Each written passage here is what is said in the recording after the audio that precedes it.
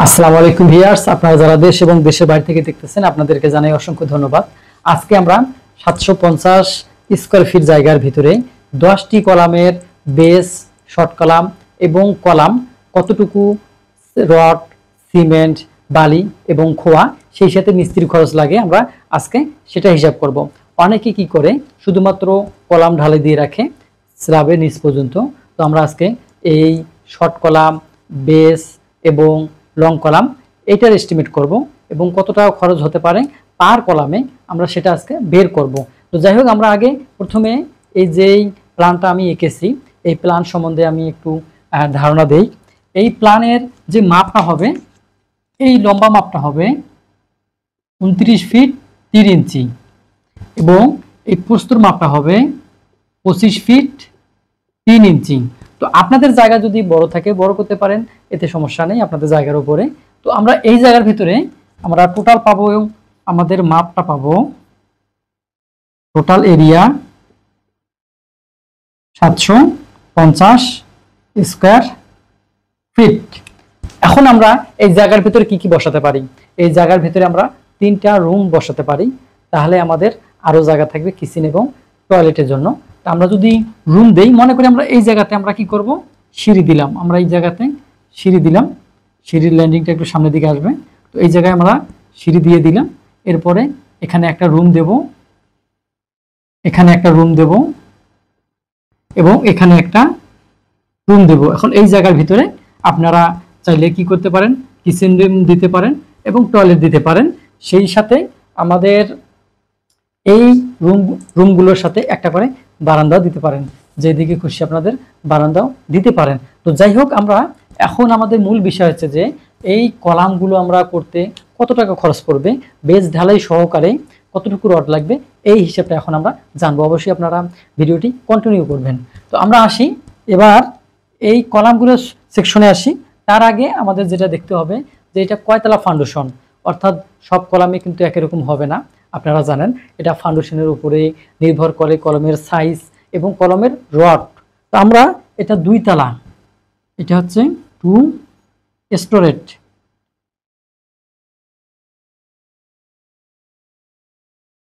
এটা 2 স্টোরেট residential building, অর্থাৎ একটা আবাসিক একটা ভবন, 2 তলা বিশিষ্ট আবাসিক ভবন। এই আবাসিক ভবনের 10টি কলাম আছে, 1 2 3 4 5 6 7 8 9 10।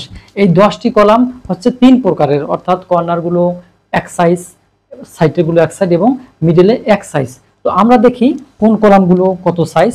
আমরা এই কলাম পাবো 10 ইঞ্চি বাই 10 ইঞ্চি, এই কলাম পাবো 10 ইঞ্চি বাই 10 ইঞ্চি, এই কলাম হচ্ছে আমাদের 10 ইঞ্চি বাই 10 ইঞ্চি, এটাও আমাদের 10 ইঞ্চি বাই 10 ইঞ্চি। আমরা কিন্তু কর্নার যে কলামগুলো সেই কলামের মাপ পেয়ে গেলাম। এখন আমরা সাইডের কলামের মাপ দেখব। এই সাইডের কলামের মাপ হচ্ছে 10 inch by 12 inch, 10 inch by 12 inch, 10 inch by 12 inch, এখানেও 10 inch by 12 inch, 10 inch by 12 ইঞ্চি। এই হলো আমাদের যে কর্নার এবং সাইডের কলামগুলো আমরা দিলাম। এখন আমরা মিডল করব। এই মিডলের যে কলামটা আছে সেইটা আমরা 10 ইঞ্চি বাই 12 ইঞ্চি দেব। যেহেতু আমরা এটা 2 স্টোরেট বিল্ডিং করব, সেহেতু আমরা 10 বাই 12 দিয়ে দিলাম। এখন আমাদের কিন্তু কলাম সাইজ আমাদের শেষ হয়ে গেল।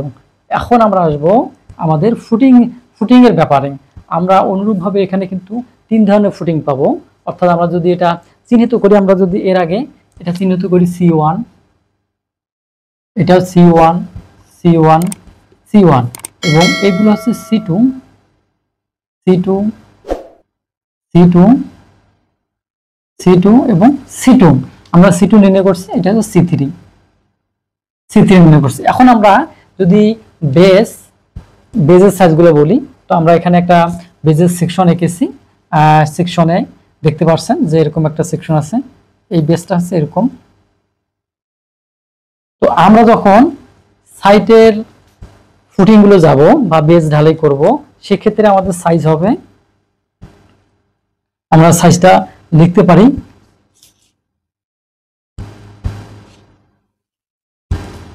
এই যে 4 ফিট বাই 4 ফিট, অর্থাৎ 4 ফিট 4 ফিট আমরা কর্নার গুলো পাবো। এবার আসি আমরা আমাদের সাইডের কলামগুলো, সেই সাইডের বেজগুলো। এই সাইডের বেজ হচ্ছে 4 ফিট 6 ইঞ্চি বাই হচ্ছে 4 ফিট 6 ইঞ্চি। এটা হচ্ছে যে সাইডের ফুটিংগুলো, সেই ফুটিংগুলো। এবার আসি আমি আমাদের মিডিলে শুধুমাত্র একটা কলাম আছে এবং একটা বেজ আছে, এই কারণে এই মাপটা 5 ফিট বাই হচ্ছে 5 ফিট দেওয়া যেতে পারে।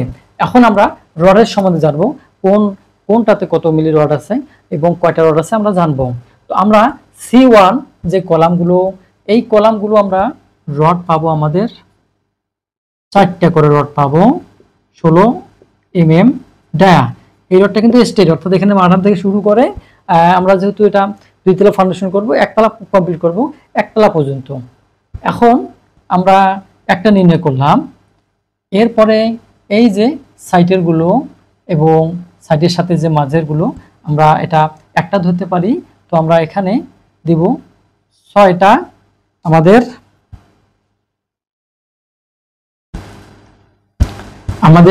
সাইডের এবং মিডল কলামটা আমাদের 6টা রড হবে 16 mm ডায়া রড।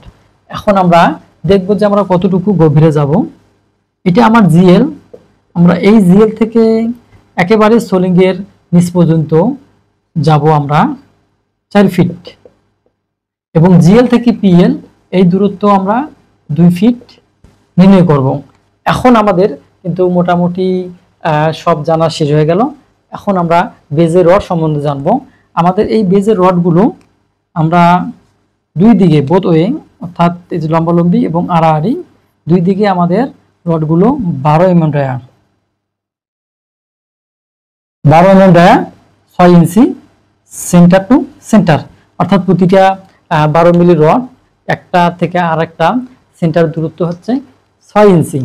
আমরা কিন্তু এই রড সম্বন্ধে জানলাম। এখন আমরা এই 10টি কলাম করতে কত টাকা খরচ হয় আমরা এটা বের করব। বর্তমান সময়ে এটা বের করতে গেলে আমাকে কি করতে হবে, এই যে আমরা মিশাই দিলাম। আমরা স্টেপ বাই স্টেপ করব। আপনারা প্রথমে আমরা কি কাজ করব, বেস। আমাদের বেজে কি কি লাগবে, বেজে লাগবে সিমেন্ট, বালি, খোয়া, সেই সাথে রড। আমি প্রথমেই যে হিসাবটা করব তা হচ্ছে সিমেন্ট।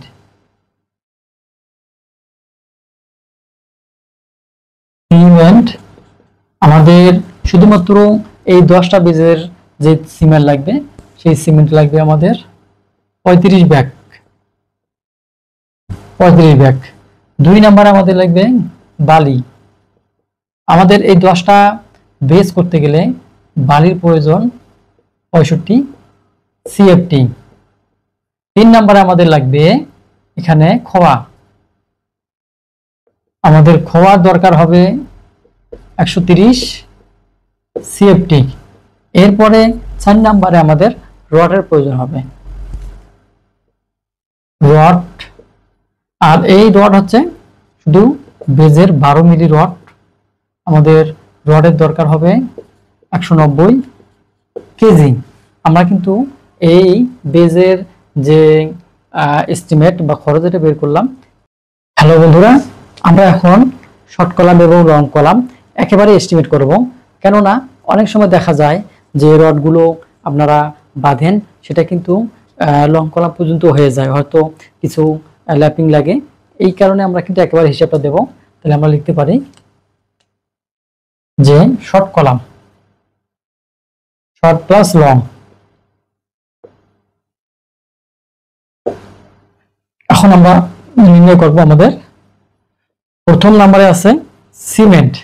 আমরা লং কলাম এবং শর্ট কলাম যে মাপগুলো দিলাম, সেই মাপ অনুযায়ী আমাদের 20 বস্তা 20 ব্যাগ সিমেন্ট দরকার। এবং 2 নম্বরে আমাদের স্যান্ড অর্থাৎ বালি পরিমাণ হচ্ছে 40 CFT। এরপর আসবো আমরা খোয়া। আমাদের খোয়ার পরিমাণ লাগবে এখানে 75 CFT। এখন আমাদের কি বাকি থাকলো, আমাদের রড বাকি থাকলো। রড আমরা যেহেতু বেজে 12 মিলি রড দিছি, এরপরে আমরা কলামে 16 মিলি রড দিছি, তো আমরা এখানে 16 মিলি রড যেহেতু কলামে আছে সেহেতু আমরা 16 মিলি রড আমাদের লাগবে 400 কেজি। এরপরে আমাদের লাগবে হচ্ছে 8 মিলি, তৈরির জন্য আমাদের 8 মিলি রড লাগবে, সেটা আমরা লিখবো এখন। 8 মিলি রড হচ্ছে আমাদের 60 কেজি। এই হলো মোট আমাদের 460 কেজি রড। এখন আমরা আসি ব্রিক, অর্থাৎ এখানে কিন্তু সোলিং করা হয়েছে, এই সোলিং রেটটা আমাদেরকে ধরতে হবে। তো আমরা লিখি এখানে সোলিং। সোলিং, এই সোলিং বাবদ আমাদের ইট লাগবে, ইট আমাদের দরকার হবে। ইট আমাদের দরকার হবে 600 পিস। আমাদের কিন্তু মোটামুটি শেষের দিকে। এখন আমরা কি করব, মিস্ত্রি লেবার খরচটা লিখবো। তো মিস্ত্রি লেবার খরচ এটা আছে জায়গার বিশেষে কম বেশি হতে পারে, তবে আমরা যেহেতু এখানে বেস থেকে শুরু করব আপনার ছাদের নিচ পর্যন্ত, সেক্ষেত্রে শুধু রডের মিস্ত্রি যারা কাজ করবে তাদের পেমেন্ট করতে হবে আমাদের। কলাম হিসেবে কাজ করবে আমাদের, যেহেতু এখানে 10টা কলাম, তাকে আমরা 3000 টাকা করে প্রতি কলাম দিব। তো এখানে 3000 একটা, তাহলে গুণন হবে 10, যেটা হবে সেটাই মিস্ত্রি বিল আসবে, অর্থাৎ এখানে 30,000 টাকা আসবে। এরপরে আমরা পরবর্তী যে ধাপ আছে সেই ধাপটা নির্ণয় করব, অর্থাৎ সমস্ত খরচ আমরা যোগ করব, তাহলে আমরা পেয়ে যাব এই বাড়িটি 750 স্কয়ার ফিট, এর যে 10টি বেস, 10টি শর্ট কলাম এবং 10টি লং কলাম, এর হিসাব আমরা টোটাল হিসাব দেখতে পারি। আমাদের এখানে 35 বস্তা সিমেন্ট, 35 গুণন 550 টাকা করে আমি ধরলাম, যোগ হচ্ছে স্যান্ড হচ্ছে 65 আমি 40 টাকা সিএফটি ধরলাম। তারপর আছে আমাদের খোয়া আছে 130 সিএফটি, তো 150 টাকা করে প্রতি সিএফটি ধরলাম আমি। এরপরে রড এখানে আছে 190 কেজি, দেখি আমি 85 টাকা দিয়ে গুণ করলাম, যোগ হচ্ছে শর্ট কলাম এবং লং কলামের জন্য সিমেন্ট হচ্ছে 20 ব্যাগ, আমরা এটা ধরলাম। সিমেন্ট কত গেল আমাদের 20 বস্তা সিমেন্ট আমরা 550 টাকায় ধরলাম, যোগ এরপরে আমাদের স্যান্ড আছে, স্যান্ড 40 সিফটি গুণন 40 গুণ দিলাম। এরপরে খোয়া হচ্ছে 75 গুণন 150 টাকা খোয়া ধরলাম। এরপর আছে রড হচ্ছে 400 কেজি, আমাদের রড লাগলো 16 mm, তো আমরা এখানে প্রতিটা 85 টাকা পার কেজি ধরলাম। এদিকে আমাদের রিং বা চুরির জন্য 60 কেজি, এটা আমরা 140 টাকা ধরলাম। এখন আমাদের এইখানে ব্রিক আছে 600 গুণন আমরা প্রতি পিসের মূল্য 14 টাকা করে দেব, তাহলে আমাদের বের হয়ে গেছে।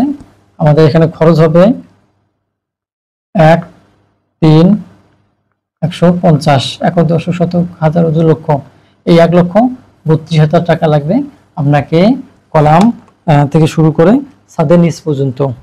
তো যাই হোক ভিউয়ার্স, আমি ভিডিওটা আর কন্টিনিউ করবো না, এখানে শেষ করব। তো যার আগে বলি অবশ্যই আপনারা দেখে শুনে অঙ্কগুলো করবেন এবং নিজে ভুল করবেন না, অনেকে ভুল করার সময় দিবেন না। আজকের মতো বিদায়, আল্লাহ হাফেজ।